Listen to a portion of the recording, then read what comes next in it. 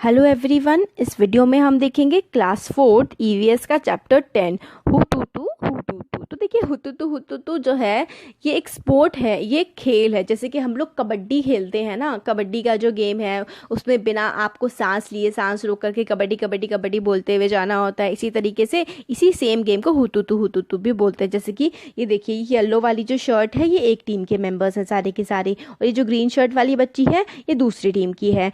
तो ये जो है अपनी टीम से, जैसे कि ऐसा होता है जैसे ये लाइन है बीच में, है ना, और यहाँ पे एक टीम है इसमें और एक टीम इसमें है। तो इस वाली टीम के लोग जो हैं जिसकी जैसे चांस चली होती है, जैसे कि इस टीम से एक मेंबर जो है इस टीम में जाएगा और इस टीम के सारे मेंबर्स का काम ये होगा कि उसको पकड़ना, जब तक उसको पकड़ना और पकड़ के रोक के रखना। और ये वाला जो इस टीम से मेंबर जाता है ना, इसको जैसे कबड्डी कबड्डी या हुतुतु बोलना होता है बिना सांस लिए। तो बिना सांस लिए इसको यहाँ पे बोलना होता है और बोलते बोलते किसी ना किसी एक मेंबर को छू करके, अगर एक इनमें से किसी एक मेंबर को छू करके अपने पाले में वापस चला गया तो क्या होगा, उसको पॉइंट मिल जाएंगे। मगर अगर ये बिना छू लिया इसने किसी को और वापस नहीं जा पाया तो ये आउट हो जाएगा। इस तरीके का ये हमारा गेम होता है। तो आपको समझ आ गया, शायद आपने कभी खेला भी होगा। तो अब इसमें आगे हम अच्छे से देखेंगे पूरा, इसमें पूरा बताया गया है। What are these girls doing, ये गर्ल्स क्या कर रही हैं। They were shouting out out out, it is clear that they are playing a game. तो क्या कर रही हैं, आउट आउट आउट करके बोल रही हैं। तो इस बात से हमें ये बात तो समझ आ रही है कि ज़रूर ये कोई ना कोई गेम खेल रही हैं। अब इस गेम को क्या कहते हैं, इस गेम को चेंगुड्डू, हुतुतु, छू, किटकिट, हाडूडू या फिर कबड्डी भी कहते हैं, या फिर आपके राज्य में, आपके एरिया में इसको हो सकता है कुछ और भी बोला जाता हो। तो when 6 girls surrounded Shamal and caught her, everyone thought that she was out. जब सारी 6 की 6 गर्ल्स ने शामला को सराउंड कर लिया, मतलब उसके आसपास इकट्ठा हो गई, उसको पकड़ लिया, तो सबको लगा कि वो आउट हो गई है। Somebody caught her legs and somebody her arms, while when one girl caught her by the waist, एक ने उसके हाथ पकड़ लिए, एक ने पैर पकड़ लिए, एक ने उसकी कमर पकड़ ली। बस शामला ने जो है गिव अप नहीं किया, उसने खुद को ड्रैग करती गई। ड्रैग का मतलब होता है खुद को आगे की तरफ खींचते हुए लेकर के जाना। वो खुद को ड्रैग करती गई और उसने मैनेज किया कि वो सेंटर लाइन जो होती है ना, बीच वाली लाइन को अगर जैसे कि टच कर दें, जैसे कि ये है, ये सेंटर लाइन होती है, यहाँ पर एक होती है और यहाँ पर दूसरे, अगर यहाँ वाला जो यहाँ से जो प्लेयर आया है और वो किसी को छू करके सेंटर लाइन को टच कर देना, तो जितने भी लोगों को उसने छुआ है वो सारे के सारे आउट हो जाएंगे। और अगर ये सेंटर लाइन को ये टच ना कर पाए तो ये खुद आउट हो जाएगा। ऐसा होता है। तो when Shamala touch the line, all the girls of the opposite team were holding her. तो जब शामला ने लाइन को टच किया तो सारी की सारी गर्ल्स ने उसको पकड़ रखा था। अब सबने पकड़ रखा था तो सारी की सारी आउट हो गई। मगर रोजी ने आर्ग्यू किया कि शामला ने जो है वो सांस ले ली थी बीच में ही, और उसने कहा, मगर शामला कह रही थी कि उसने सांस नहीं ली थी। अब इस बात में जो है उन लोगों में झगड़ा हो रहा था और आर्ग्यूमेंट बड़ा बढ़ गया। आर्ग्यूमेंट होता है बहस, बहस या फिर हाँ बहस ही कह सकते हैं आप। तो शामला मगर फाइनली इस बात पे जीत गई। तो ये क्वेश्चन आंसर्स हम अगली वीडियो में देखेंगे। अब हम इसमें सिर्फ स्टोरी देखते हैं। अब गेम ऑफ कबड्डी के बारे में हमें बताया गया, जिसमें हुतुतु भी बोलते हैं और भी बहुत सारे नामों से इसको हम जानते हैं। तो so this is what a game of kabaddi is like. तो कबड्डी का गेम ऐसा होता है जैसा हमने पहले देखा, उसको किसी को पुश करना, धक्का देना, पुल करना, खींचना, स्क्रीमिंग, कोई चिल्लाता है, कोई शाउट करता है, screaming, shouting, dragging, falling on the ground, ये सारे के सारे खींचातनी, चिल्ला रहे हैं, इस तरीके का जो है गेम होता है कबड्डी का। काफ़ी रफ गेम होता है, चोट भी लग जाती है और इसमें फिर भी बहुत सारे रूल्स होते हैं और इसमें बहुत ज़्यादा मज़ा भी आता है और काफ़ी ज़्यादा एक्सरसाइज भी हो जाती है। इसमें हमें अपनी ब्रेथ को, अपनी सांस को रोक करके रखना होता है और हमें कंटिन्यूसली भागते भी रहना होता है और कबड्डी कबड्डी भी बोलते रहना होता है। और ये भी ट्राई करना होता है कि अपोजिट टीम, जो हमारी विरोधी टीम है, उसकी टीम के मेंबर को हमें छूना भी है। तो कबड्डी में थोड़ी सी देर में कितनी सारी चीज़ें, हमारा माइंड भी एक्ट कर रहा होता है और हमारी बॉडी भी एक्ट कर रही होती है। इस गेम में हमें माइंड और बॉडी दोनों की ज़रूरत होती है, स्ट्रेंथ की और दिमाग की, दोनों का यूज़ करके ही हम इस गेम को खेल सकते हैं। और at the same time you have to think about how to enter the other side.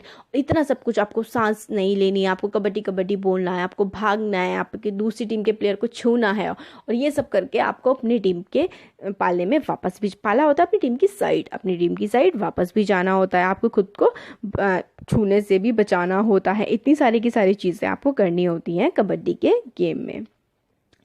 अब इसमें बोल रहे हैं हमसे कि next time when you play kabaddi focus your attention on your legs, arms and eyes. You will notice that good coordination is required between eyes, legs and arms. तो इसमें हम बता रहे हैं कि अगली बार जब कबड्डी का गेम आप खेलें तो आप ध्यान दें अपने पैरों पर, अपने हाथों पर और अपनी आंखों पर.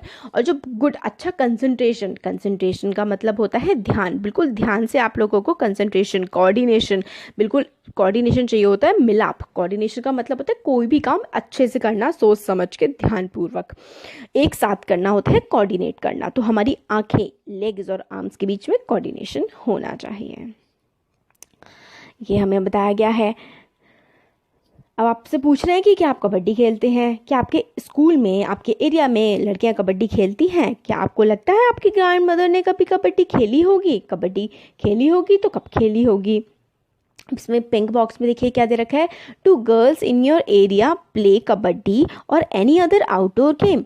क्या आपके एरिया में लड़कियां कबड्डी खेलती हैं या फिर आउटडोर मतलब घर के बाहर जाकर के कोई खेल खेलती हैं? If they are girls who do not play then what are the reasons for them not playing. अगर कुछ लड़कियां खेलती ही नहीं हैं कुछ भी, तो क्या रीज़न होंगे कि वो नहीं खेलती हैं? तो देखिए, नहीं खेलती ये रीज़न होता है कि पेरेंट्स ज़्यादातर बाहर नहीं जाने देते हैं लड़कियों को, कहते हैं कि जो करना है घर में रह करके करो. तो ये मोस्ट रीज़न होता है क्योंकि उनकी सिक्योरिटी का खतरा होता है उनको. अब देखिए, कर्णम मल्लेश्वरी है ये, मतलब काफ़ी ज़्यादा हेडलाइंस में आ रही है क्योंकि कर्णम मल्लेश्वरी एक वेट लिफ्टर हैं. वेट लिफ्टर होता है जो वेट का मतलब होता है वजन, लिफ्ट करने का मतलब होता है किसी चीज़ को उठाना. तो वेट लिफ्टर हो गए जो वज़न को उठाते हैं. तो ये जो है आंध्र प्रदेश की रहने वाली हैं. इनके फादर पुलिस कांस्टेबल हैं. मल्लेश्वरी ने स्टार्ट कर दिया था वेट को उठाना जब वो 12 ईयर्स ओल्ड थी, जब वो 12 साल की थी. और अब वो जो है 130 kgs तक का वेट उठा सकती हैं. उन्होंने 29 मेडल्स जीते हैं इंटरनेशनल इवेंट्स में. और उनकी जो बाकी 4 सिस्टर हैं वो भी प्रैक्टिस करती हैं वेट लिफ्टिंग की. तो मतलब अगर लड़कियों को मौका दिया जाए तो लड़कियां बहुत कुछ करके दिखा सकती हैं. अब है स्टोरी ऑफ 3 सिस्टर्स, 3 बहनों की कहानी है. इस पिक्चर में 3 बहनें हैं, ज्वाला, लीला और हीरा. ये मुंबई में रहती हैं और तीनों कबड्डी खेला करती थी और दूसरे बच्चों को भी अभी खेलना सिखाती हैं. ज्वाला कहती हैं जब वो यंग थी तो गर्ल्स को अलाउ नहीं था इस तरीके का कोई गेम खेलना. लोग सोचते थे अगर गर्ल्स को रफ गेम खेलने देंगे तो उनकी शादी नहीं हो पाएगी. और ये भी कहती थी, लोग ये भी कहते थे कि एक तो इतने रफ गेम खेलेंगे तो लड़की कौन इनसे शादी करेगा, और दूसरा ये होता था कि उनको लड़कों जैसे कपड़े पहनने पड़ते थे, इसलिए लड़कियों को ज़्यादातर कोई भी गेम नहीं खेलने दिया जाता था. मगर जो है इसलिए इन रीजंस की वजह से, तो शादी कैसे होगी इतने रफ गेम्स खेलेंगे तो, और लड़कों जैसे कपड़े पहनने पड़ेंगे, इस वजह से लड़कियों को कोई गेम नहीं खेलने देते थे. मगर ये जो सिस्टर्स थी, इनके जो फादर हैं, इनकी डेथ काफ़ी मतलब ये छोटी थी तभी हो गई थी. और इनको इनकी मदर ने और इनके जो मामा हैं ना, उन्होंने पाल पोस कर बड़ा किया था. इनके दोनों जो मामा थे, अंकल, वो कबड्डी और खो खो खेला करते थे और उन्होंने ही इन तीनों को एनकरेज किया. एनकरेज करने का मतलब होता है उत्साहित करना, प्रोत्साहित करना कि भाई तुम ये कर सकते हो, तुम्हें अच्छा काम है, तुम्हें करना चाहिए. तो एनकरेज किया और ताकि ये दोनों गर्ल्स जो है कबड्डी खेल सकें. ज्वाला और लीला ने अपने एक्सपीरियंस के बारे में बताती हैं कि लगभग ऑलमोस्ट 50 ईयर्स अगो, 50 साल पहले हम लोगों ने कबड्डी खेलना शुरू किया था. गर्ल्स को कोई चांस ही नहीं मिलता था कबड्डी खेलने का, इस गेम को खेलने का, क्योंकि पेरेंट्स उनको ये गेम खेलने ही नहीं दिया करते थे. But we always felt that we should play and my uncles and mother supported us. तो इनके जो मदर हैं, इनके अंकल्स इनको बहुत सपोर्ट किया करते थे. ज्वाला लीला अपने एक्सपीरियंसेस के बारे में बताती हैं कि वह ये 50 साल पहले की बात है, तभी खेला करते थे और इनको मतलब we 3 learned the game and some other girls also joined. We formed kabaddi club which is active even today. मतलब हम लोगों ने खेलना स्टार्ट किया, हमारे पेरेंट्स, हमारे मम्मी ने, मामा ने सपोर्ट किया और हम लोगों ने कबड्डी खेली और हमने कबड्डी का क्लब भी बनाया जो एक्टिव है आज भी. अभी कहती हैं उन दिनों की अगर हम याद करें तो लीला और हीरा आज भी काफ़ी एक्साइटेड हो जाती हैं अपने मैचेस के बारे में, बड़ी खुश हो जाती हैं. वो बताती हैं कि उन्होंने कितने सारे मैचेस जीते और वो भी बताती हैं कि कौन कौन से उन्होंने हारे. और ये मैचेस को जीतना और इतना खेल पाना स्ट्रॉन्ग विल के कारण था, उनकी जो दृढ़ इच्छा थी खेलने की, उसके कारण ही ये मुमकिन हो पाया था. ड्यूरिंग उन मैचेस के टाइम कुछ कुछ बड़ी इंटरेस्टिंग चीज़ें हुआ करती थी। एक बार क्या हुआ था, बहुत ही इंटरेस्टिंग सी कहानी है कि जो once they had to go to a different town for a big match, उनको एक दूसरे अलग शहर में जाना था काफ़ी बड़े मैच के लिए। लीला बताती है मैच को 6:30 बजे इवनिंग में, शाम के समय स्टार्ट होना था। हम लोग ने सोचा कि 3 बजे से 6 बजे तक हम मूवी देख लेंगे तो और टाइम पर वापस आ जाएंगे। तो जैसे ही मूवी स्टार्ट हुई तो हम लोगों ने नोटिस किया कुछ नॉइज़, कुछ आवाज़ें और अजीब सी डिस्टर्बेंस। वो थे हमारे मामा और वो हमें देखते हुए हॉल में आ गए थे और फिर हमें डांटते हुए सिनेमा हॉल से बाहर ले गए। तो आगे स्टॉप वो है क्वेश्चन आंसर्स। चैप्टर कंप्लीट हो गया। Thank you.